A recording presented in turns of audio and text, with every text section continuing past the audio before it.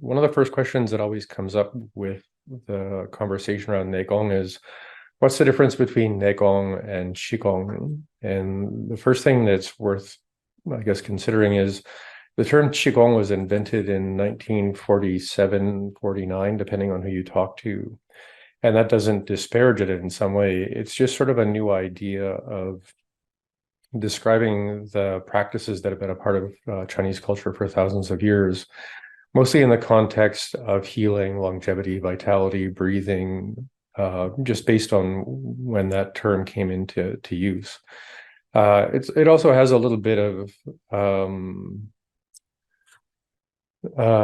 for some people an uncomfortable context because it was used by the communist government at the time to kind of suppress a lot of the previous terminology and implications and nuances of what all these earlier practices were for. So Qigong, as we think of it today, is basically most of the stuff you would see people doing in parks, doing like, some people might think of Tai Chi Chuan as a kind of Qigong. There's all the classical forms, there's a lot of new stuff, and I'm not making this up, but I once, I didn't see this, but I heard someone talking about people practicing a kind of Qigong that was people dressed in spandex dancing to Western classical ballroom music as a form of Qigong. So just to give us sort of a broad sense of what that term can kind of cover. Nei Gong in its simplest idea is the things you don't see on the outside. So we can say that's true of a lot of what's going on with Qigong, but if we were to say what's going on the inside with Qigong, there's still an assumption of a kind of operational mechanics or meridians or dantians and things, which is a big part of Nei Gong practice. But again, it's the part you don't see. So it's not that you have to choose Qigong or Nei Gong.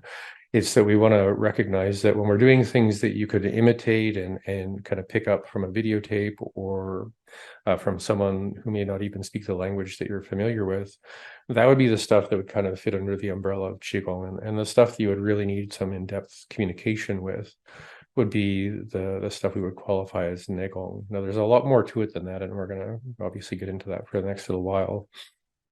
Before I move into that, though, one thing about the term Nei Gong is it's actually used by pretty much everyone who has any kind of practice in Chinese physical culture, energetic culture, spiritual culture, in the sense of martial arts, or you could probably even say, and this is sort of a weird example, but the term shifu in the sense of teacher, what some people think of as a master. You could be a shifu as a cab driver. You could be a shifu as a cook, a chef, anyone who does anything that requires a lot of skill. So we could say, even in that context, Nei Gong, the term Nei Gong could be implied.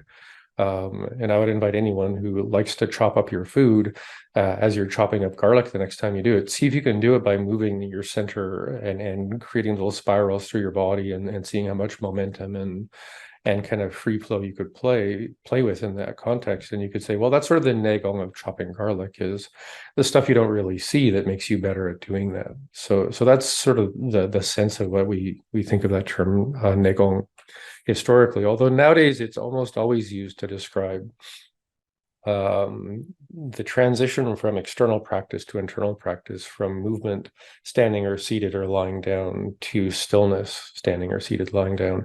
And then the interactive possibilities and potentials become less and less visible, less and less obvious, and things like that. So before I get into kind of the what's in the house and all of that, I want to speak about some broad context about meditation and specifically where I'm coming from.